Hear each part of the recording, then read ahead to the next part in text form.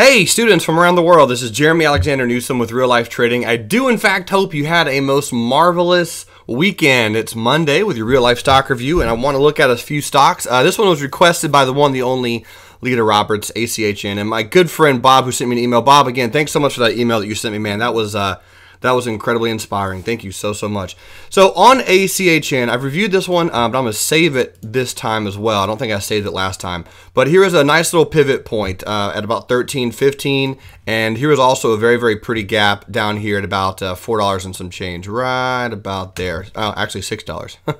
$6, and then we had another phenomenal gap approximately right here. So there's going to be some support zone in this area for sure. And with this really big candle, and the fact that it traded right up to about $14.80 and some change, and then got a big selling candle the next day and kind of sold off, I'm anticipating the same type of action as I mentioned recently. So again, very pretty gap right here at about $10. Very pretty gap. And overall, as we continue higher, here are the exponential moving averages on ACHN, and as we trade a little bit higher and pull back likely into the 20 exponential moving average, this would be a good place to do a 15 or 16 covered call for probably December, or maybe as far out as January. If we want to look at another one, let's update up what's going on Facebook. How about that? You guys like Facebook? And then I'm gonna kind of check out a little bit of the market action. But on Facebook, it's really not doing much. Facebook looks kind of pretty. I'm more bullish than bearish on Facebook based on the long-term moving averages. But here's all I really see. We have we do have, oops, what is this? I don't know. We have a nice support resistance line. So the old resistance at about 72.45 is going to be providing new support. So yes, we're making higher lows. We can see that. And we also might be making lower highs, as you guys can notice right about there. So I'm expecting a little bit more of a sideways action on Facebook actually, and then possibly a popping in the future. So that'll be quite fascinating to see how and if that does indeed play out. GoPro, beautiful black candle, pulling back down to the 100 simple moving average. So we just finally got a 100 simple moving average on GoPro. Now keep in mind there is a really good support on GoPro around here.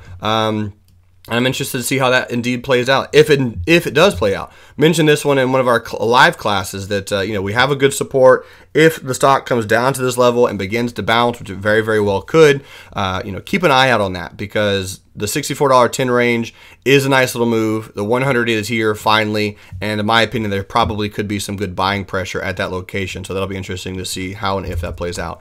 Alibaba, I'm really happy about Oliver. Oliver said he made 5R on this trade already. Pretty aggressive little entry. But Friday, during the trading floor, we got in on bearish on Alibaba. And down, it's down just a little bit today, and really nice retest candle, beautiful retest gap. If you got a chance to short this in the morning, you just got a home run trade. Phenomenal retest gap. Here it is. Here's the failure of the 10. Here's another failure over here, and just rolling over quite nicely. So believe it or not, on the daily chart on Alibaba, I have some targets. Realistically, $100 is probably quite a strong target on Alibaba. The low of this wick will be a support as well, but if we start breaking through that, the $100 price range is kind of my more bearish than bullish target on Alibaba, which is about the 50 exponential moving average. And after this stock moves down, see if we make some lower lows and lower highs tomorrow, I'll take the stop, which is currently at 111, and probably place it at my entry, which is 108, which would be break even.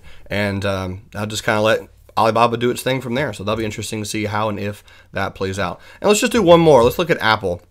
Apple also was talking about recently, after this big black candle right here, that I was a little bit more bearish than bullish for a short-term rollover, and that kind of appears to be happening right now on Apple. So ladies and gentlemen, yes, even though the trading floor, there is a lot of day trade setups, there's actually probably about 80-20. It's probably 80% swings, 20% day trades, and the day trades are in the first hour or two.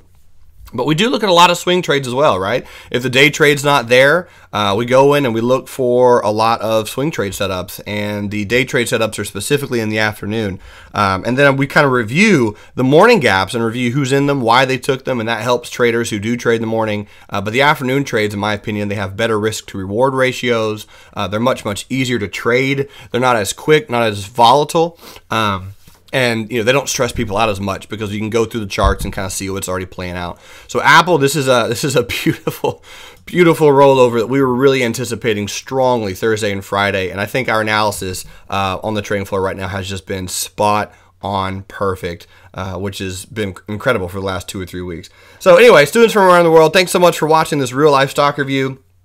If you guys, again, have any questions or want to look at any specific stocks, feel free to post your requests on our Facebook page, and I will do those. And Wednesday will be the next review. Folks from around the world, have a great day. I'll talk to you later. And until next time, remember, love life, live life, and trade it. Hope to see most of you on Tuesday at 9 Eastern for Class 3 entitled The Tools. All right, guys, I'll see you.